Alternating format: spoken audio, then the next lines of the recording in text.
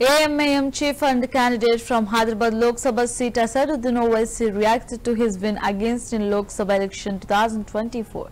BJP candidate Madhavilata Kompelle, it was a normal election campaign in Hyderabad, but the ways BJP adopted for the election campaign, that was vulgar and promoted communalism.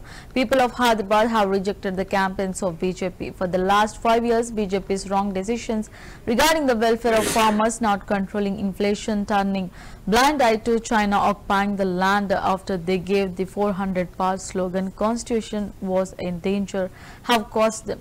India Alliance could have stopped BJP from forming government, but they could not do it, and they can't blame me.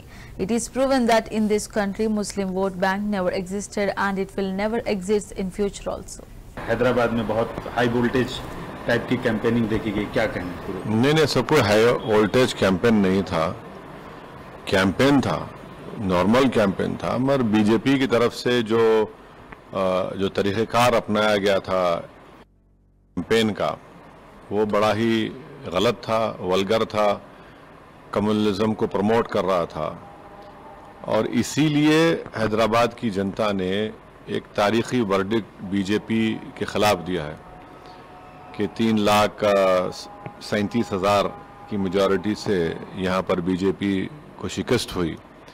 तो यही इनका campaign, चाहे वो प्रधानमंत्री का campaign रहा हो या मुकामी बीजेपी का रहा हो, उसको हैदराबाद की आवाम ने रिजेक्ट किया। मैं शुरू से कह रहा था कि ये कैंपेन नहीं चलेगा, क्योंकि अब पॉलिटिकल डिफरेंसेस ज़रूर हैं और रहेंगे, मगर अगर आप शहर के अमन को बिगाड़ने के लिए और नफरत की दीवारों का इजाफा करेंगे तो आवाम उसको रिजेक्ट करी, और वही हुआ।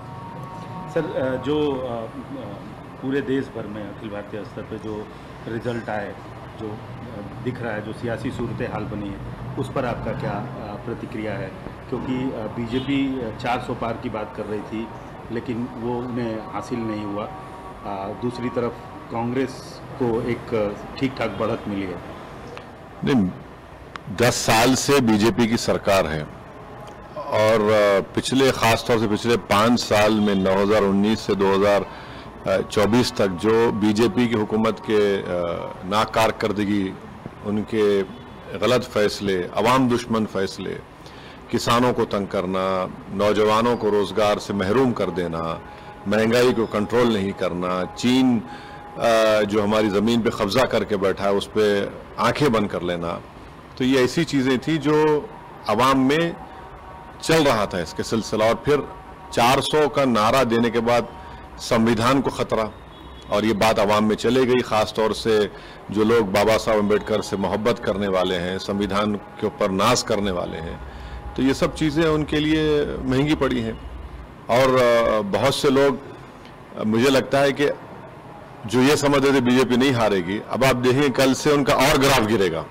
सर, आप प्रेस कॉन्फ्रेंस में भी बार बार पूछा गया, आप क्रेडिट क्यों नहीं देते हैं इंडिया अलायंस को और कांग्रेस को इस सियासी सूरत हाल के लिए?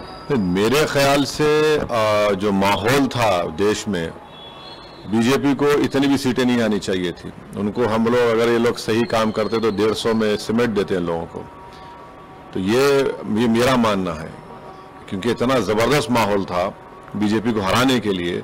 मगर बहुत से लोग, चाहे बोलिए अब तो खैर अब पोस्टमार्टम कर रहे, ऐसा होगा, मगर ये बेहतरीन मौका था। ये कहना चाहते हैं कि इंडिया अलायंस ने ठीक से घेरा नहीं, अगर आपकी राय लिए होते या आपको नहीं, सवाल मेरी राय का नहीं है। सवाल मुझे साथ लेते या नहीं लेते, मुझे से कोई फर्क नहीं पड़ता, मगर एक बना माहौल था, बीजेपी को सरकार नहीं बनाने से हम रोक सकते थे, और जनता भी चाह रही थी, तो शायद उसमें हम लोग नाकाम साबित हुए। मगर अब हमको तो ब्लेम नहीं कर सकते आप। एक बात साबित हो गई कि इस देश में कभी मुस्लिम वोट बैंक नहीं था, न कभी रहेगा। हैदराबाद में बहुत हाई वोल्टेज टाइप की कैंपेनिंग देखी गई, क्या कहेंगे?